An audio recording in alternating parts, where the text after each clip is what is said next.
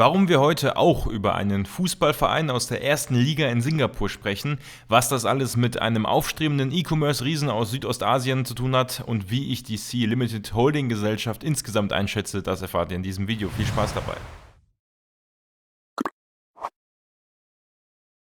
Vielen Dank an die Kanalmitglieder Jan Engelmann, AG, Fabian Marquardt und Martin Klemer. Wenn auch du den Kanal unterstützen möchtest, dann klick unter dem Video auf den Button Mitglied werden und erfahre, welche Vorteile Kanalmitglieder besitzen. Sea steht eigentlich für ein Konglomerat aus unterschiedlichen Unternehmen und ist daher zunächst einmal eine Holdinggesellschaft mit verschiedenen Tochterfirmen. Die erste Sparte von Sea ist die Digital Entertainment Sparte, zu der die Tochterfirma Garena Online Private Limited von Sea gehört. Sie bietet Gaming-Softwarelösungen an.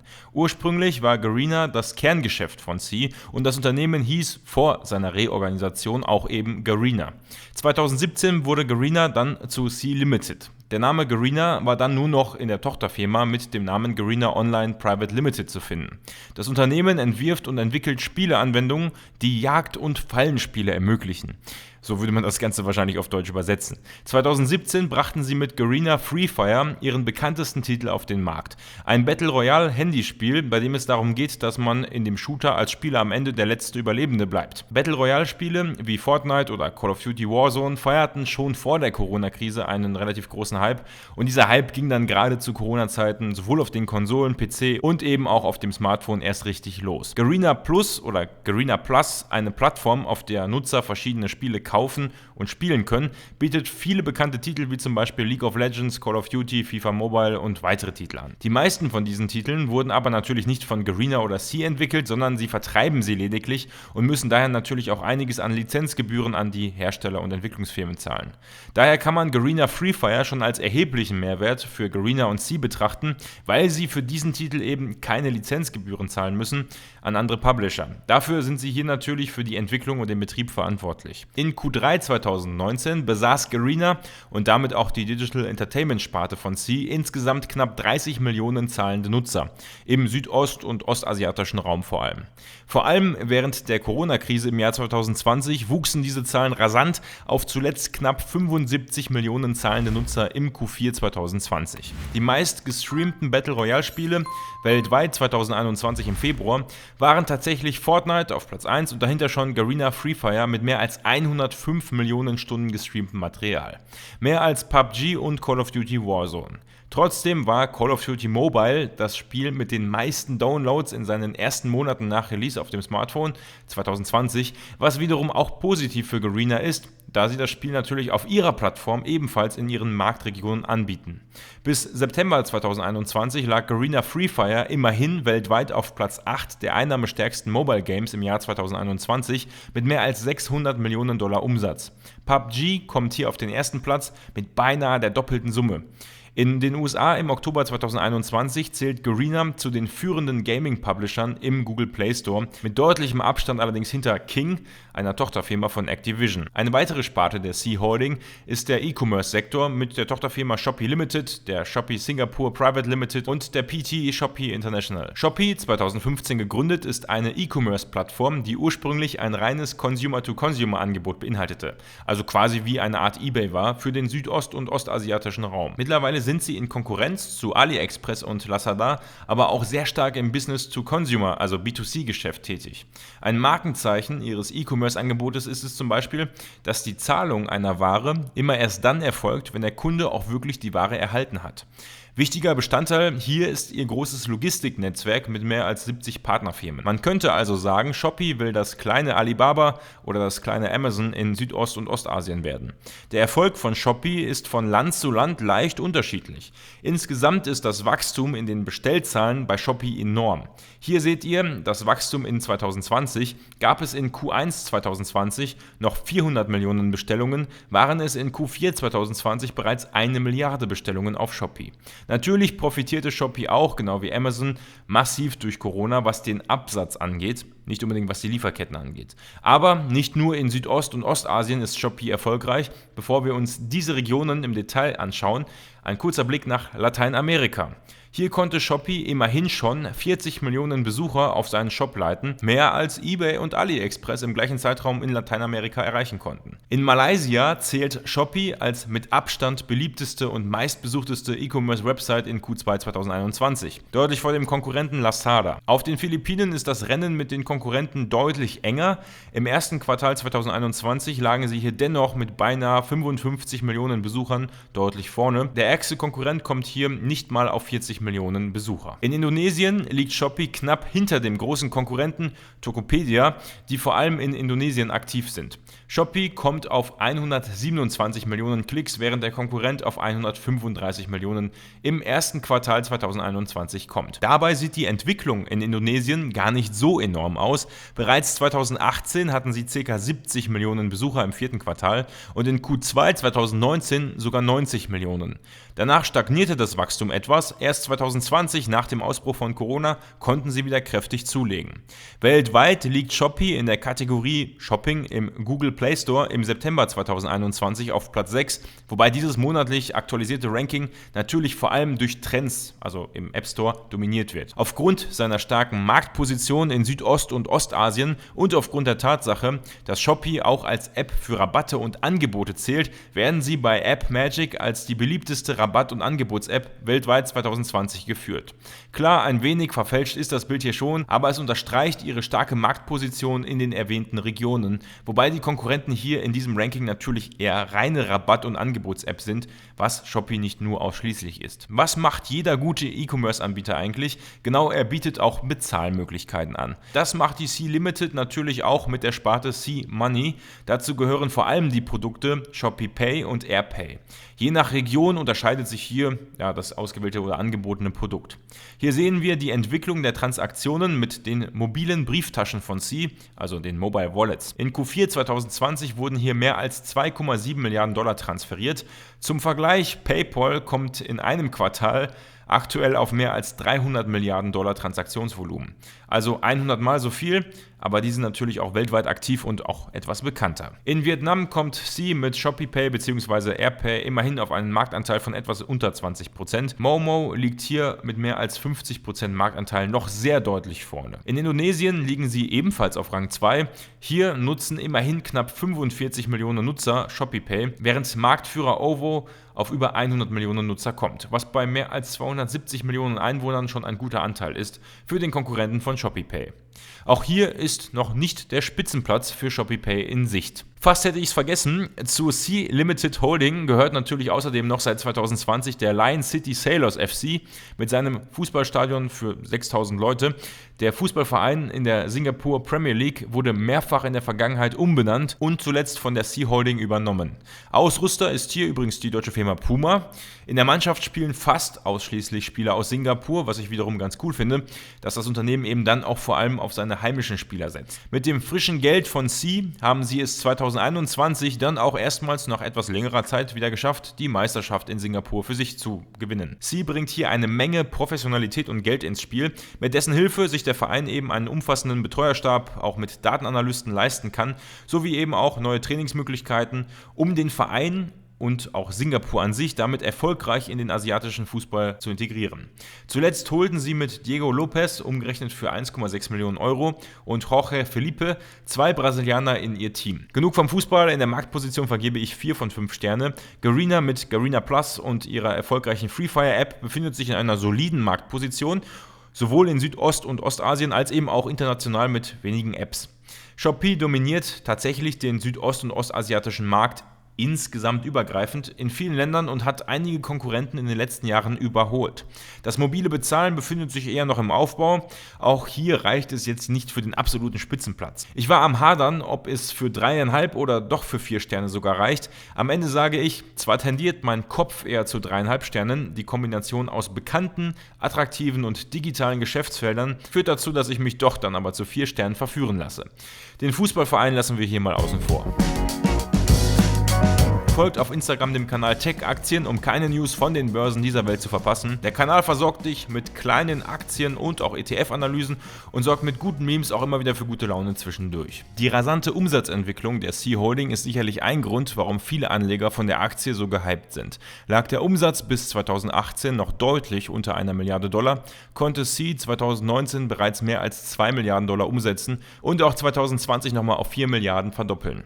Für 2021 werden fast 10 Milliarden Dollar erwartet, eine erneute Verdopplung, und für 2022 werden aktuell von den Analysten fast 14 Milliarden eingepreist. Das klingt super, da dies aber die Erwartungen der Investoren, Experten und Analysten sind, zeigt dies auch sehr gut, dass bei einem geringeren Wachstum hier wohl die Anleger enttäuscht werden könnten, was den Kurs der Aktie angeht, der dann möglicherweise erstmal nicht weiter wachsen könnte oder sogar rückläufig sein kann. Im E-Commerce-Bereich, also vor allem Shopee, lag der Umsatz 2018 noch bei $250 Millionen, 2020 bereits bei über 1,75 Milliarden. Im Digital Entertainment-Bereich, also Garena, konnte der Umsatz ähnlich gut wachsen, von 0,5 Milliarden in 2018 auf ca. 2 Milliarden Dollar in 2020. Weniger gut sieht es allerdings noch beim operativen Gewinn, also dem Gewinn vor Abzug von Zinsen und Steuern aus. Hier lag der Verlust 2020 bei einem Rekordnegativwert von ca. 1,5 Milliarden Dollar.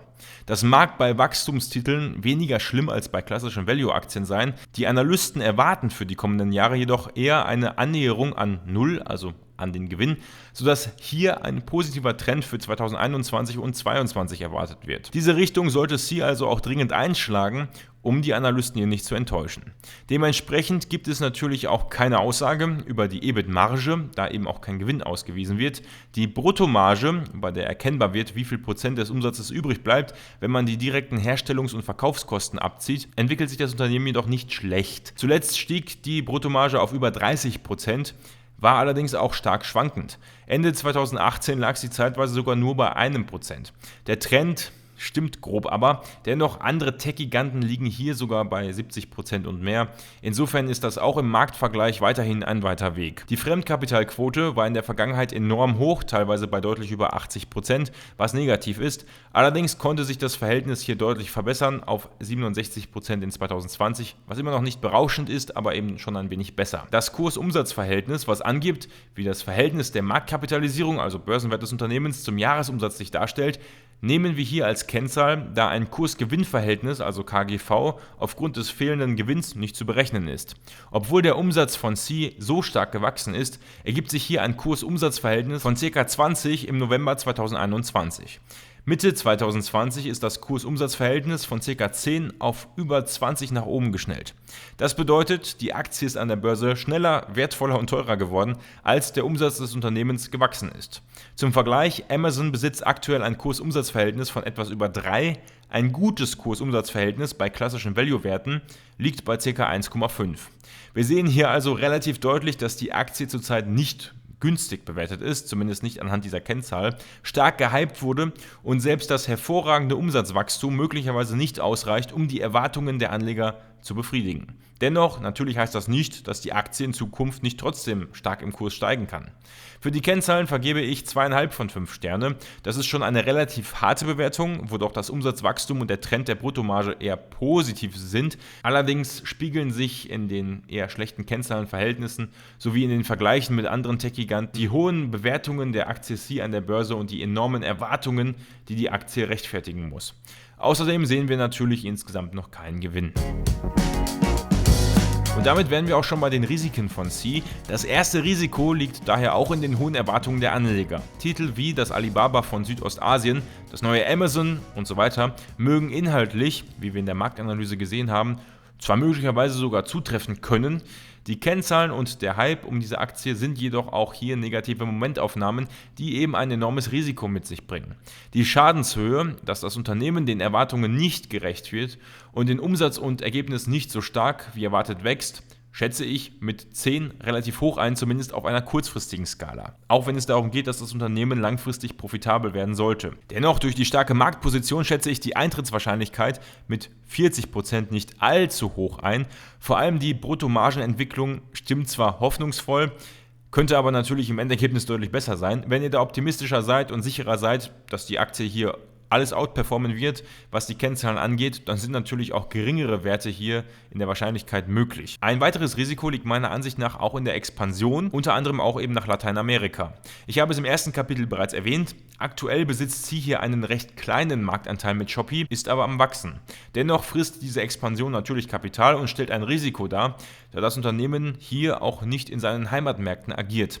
Malaysia, Thailand, die Philippinen, Singapur, Indonesien und Co. sind eben andere Märkte als Lateinamerika. Hier liegen natürlich in der Expansion auch viele Chancen, enorme Chancen sogar, aber eben auch ein Risiko. Zwar könnten sie es sicher verkraften, sich aus den Märkten im schlimmsten Fall zurückzuziehen, ein schlechtes Signal für die Anleger wäre es dennoch. Die Schadenshöhe schätze ich hier auch mit 8 sehr hoch ein, die Eintrittswahrscheinlichkeit mit 30% eher niedrig, da beispielsweise Shopee in Brasilien im zweiten Quartal diesen Jahres bei den Downloads im App Store sogar an erster Stelle stand. Allerdings dem Amazon Lateinamerikas, Mercado Libre, ist es bislang nicht geglückt, ganz Lateinamerika mit seinen über 600 Millionen potenziellen Nutzern einzunehmen, da der Markt in Lateinamerika unglaublich stark versprenkelt und damit fragmentiert ist, was natürlich auch eine Herausforderung für Shopee wird. Das dritte Risiko sehe ich speziell im Gaming-Bereich. Neben dem angesprochenen Risiko bezüglich der Expansion des E-Commerce gibt es im Gaming-Bereich die Herausforderung, dass sie natürlich weiterhin auf Erfolge wie Garena Free Fire bauen müssen. Gerade im Publisher-Markt sehen wir, dass es hier doch in Abhängigkeit der Erfolge einige Schwankungen und Auf und Abs im Markt gibt. Ein Franchise über längere Zeit erfolgreich zu halten ist schwierig und erfordert auch in Zukunft eine relativ hohe Risikobereitschaft, neue Wege zu gehen, die natürlich auch scheitern können. Dass sie unattraktive Titel entwickeln, die sich nicht rentieren, schätze ich mit einer Schadenshöhe von 6 langfristig nicht so dramatisch ein wie die Punkte zuvor. Die Wahrscheinlichkeit sehe ich dafür hier als gar nicht so gering an, mit 50%. Je mehr Erfolge und Erfahrungen sie hier in Zukunft sammeln, desto geringer wird natürlich das Risiko. Mit Garena Free Fire haben sie natürlich genau den richtigen Zahn der Zeit getroffen. Insgesamt vergebe ich in der Kategorie Risiken 3 von 5 Sterne. Die absoluten Schadenshöhen bei den genannten Risiken sind schon enorm hoch, die Eintrittswahrscheinlichkeiten teilweise eher niedriger. Dennoch die Wahrscheinlichkeiten können sich natürlich laufend ändern, beispielsweise durch enormes Wachstum in Lateinamerika oder durch einen neuen erfolgreichen Gaming-Titel. Dennoch, auch wenn das Risiko in meinem Ranking hier relativ vertretbar aussieht, möchte ich darauf hinweisen, dass gerade das kurzfristige Risiko bei dem Unternehmen, was den Aktienkurs angeht, sehr groß ist. Auf der anderen Seite besitzt das Unternehmen möglicherweise auch die Fähigkeiten, aus den Risiken erfolgreiche, dornige Chancen zu machen. In der Prognose fasse ich mich untypischerweise etwas kürzer. In vielen Aktienanalysen von Sea sind die hervorragenden Wachstumszahlen im asiatischen E-Commerce-Markt enthalten, insbesondere eben auch Indonesien als viertgrößter Staat der Welt, sowie eben auch das Potenzial von Lateinamerika. Diese Faktoren können natürlich auch positiv für Sea wirken. Aber gerade in Indonesien soll das Wachstum im E-Commerce-Markt ab 2022 etwas abflachen. Hier gibt es trotzdem ein Wachstum von unter 40 Milliarden Dollar in 2021 auf beinahe 60 Milliarden Dollar in 2025, was immerhin noch 50% Wachstum für diesen Zeitraum bedeutet. Thailand wächst hier tendenziell etwas linearer, um mal 2 Märkte von Sea zu nennen. Die Prognose zur Anzahl der Nutzer von Mobile Wallets, also dem mobilen Bezahlen zum Beispiel mit ShopeePay oder AirPay, sieht für Indonesien und angrenzende Gebiete bis 2025 ein stärkeres Wachstum bzw. stärkere absolute Zahlen bei OVO vor im Vergleich zu ShopeePay. Gleichzeitig sehen wir aber auch, dass die Nutzerschaft von ShopeePay sich in diesem Zeitraum verdreifachen soll. Im Gaming-Sektor sehen wir laut Statista in Zukunft zwar weiteres Wachstum, dennoch kein so großes Wachstum mehr wie in 2020, bedingt durch Corona. Das Wachstum soll 2022 weiterhin bei hohen 10% liegen, dann aber bis 2025 stetig abnehmen auf nur noch 5% pro Jahr. Dennoch, der Online-Gaming-Markt, den Sea erfolgreich bespielen möchte, wächst auch weiterhin. Ich sehe bei Sea, unabhängig vom Aktienkurs, tatsächlich eine Menge an Potenzial, vor allem aufgrund ihrer guten Ausgangssituation und dem mutigen Auftreten auch der Führungsriege, was neue Märkte und Ideen angeht. Aus meiner Sicht ist aber auch klar, der Hype um Sea und die große Ten-Bagger-Gelegenheit muss zwar nicht vorbei sein, Anleger brauchen hier aus meiner Sicht aber ein dickeres Fell, um auch Rücksetzer und lange Seitwärtsphasen aushalten zu können. Da könnte der eine oder andere vielleicht zu ungeduldig für sein und sagen, ey, ist gar nichts mehr passiert jetzt in einem Jahr und ich verkaufe die Aktie wieder. Aktuell halte ich das für nicht unwahrscheinlich. Die Erwartungen sind hoch, weil das Unternehmen in einer lukrativen Branche unterwegs ist oder sogar gleich in mehreren und wirklich jeder die Wachstumsprognosen für diese Märkte kennt. Wir sind hier also weit entfernt von einem Geheimtipp. Aber sollte das Unternehmen schneller als gedacht rentabel werden und sich die Margen stark verbessern, könnte es auch passieren, dass der Kurs der Aktie nochmal kräftig steigt. Das bringt mich letztendlich sogar in der Prognose zu 3,5 von 5 Sternen. In der Marktposition habe ich 4 von 5 Sterne vergeben, da Shopee, ShopeePay, AirPay und Garena zwar nicht in ihren Märkten allesamt an der Spitze liegen, dennoch in Kombination ein gutes Bild abgeben. Für die Kennzahlen gab es hingegen nur 2,5 Sterne, der Umsatz wächst zwar gut, die Bruttomarge ebenfalls, im Vergleich zu den Konkurrenten und im Gewinn ist sie allerdings eher noch schwach. Für die Risiken gab es erstaunlich positive 3 von 5 Sterne, obwohl die Schadenshöhen der einzelnen Risiken schon nicht ohne sind. Für die Prognose gab es dann abschließend 3,5 von 5 Sterne. Insgesamt erhalten wir also eine Bewertung von 3,25 Sternen, die ich auf 3,5 Sterne aufrunde. Meine persönliche Meinung: Ich habe Sea tatsächlich in den kommenden Monaten in meinem Sparplan dabei. Dafür habe ich tatsächlich eine andere Aktie aus dem Sparplan entfernt. Das ist schon sehr untypisch für mich, da ich in der Regel Aktien ersatzlos streiche und meine monatliche Sparrate praktisch vollständig auf ETFs aufteile. Bei Sea sehe ich kurzfristig eine große Gefahr von Kursrücksetzern oder langen Seitwärtsphasen aufgrund von enormen Erwartungen. Gleichzeitig möchte ich aber mittelfristig eine größere Position aufbauen. Ich erwarte hier kein jährliches 100% Wachstum, aber eben mittelfristig oder vor allem eben auch langfristig ein kontinuierliches Wachstum im Unternehmen selbst und damit auch im Kurs. Daher halte ich es mit einem Sparplan erst recht aus, wenn ich die Aktie mit in eine Seitwärtsphase oder sogar in einen Rücksetzer beginne zu kaufen, da ich ohnehin über Monate hier etwas Größeres oder eine größere Position aufbauen möchte. Letztendlich wird diese größere Position am Ende in Zukunft von meinem Gesamtportfolio vielleicht maximal 1 bis 1,5% ausmachen. Das wäre schon für meine Ansprüche sehr viel. Aber ihr wisst ja, ich bin kein großer Pokerer oder Zocker mit Einzelaktien. Für mich wäre das tatsächlich ungewöhnlich viel. Diese Aktie im Sparplan sehe ich zudem auch als reinen Zock und als eine Wette auf den südost- und ostasiatischen E-Commerce-Markt sowie auf die Kreativität von Garena im Hinblick auf den Erfolg von neuen Mobile Games oder neuen Games allgemein, die weltweit erfolgreich werden. Ein ETF, in dem die Aktie nennenswert gewichtet ist mir Stand heute nicht bekannt. Wenn ihr einen kennt, schreibt ihn gerne in die Kommentare. Was haltet ihr von der Sea Limited? Befindet sich das Amazon Südostasiens oder Ostasiens in eurem Depot? Was erwartet ihr von dem Unternehmen in Zukunft? Schreibt es gerne in die Kommentare. Die Kanalmitglieder können übrigens abstimmen, welche Aktie bzw. welchen ETF ich in der kommenden Woche analysieren soll. Wir sehen uns dann auch in der kommenden Woche wieder. Bis dahin, bleibt gesund. Dieses Video ist keine Finanz- oder Anlagenberatung. Für jegliche Verluste durch den Kauf oder Verkauf von Wertpapieren kann ich nicht haftbar gemacht werden. Die Videos dienen einzig und allein der Unterhaltung und stellen meine persönliche Meinung dar, die keine Beratung ist.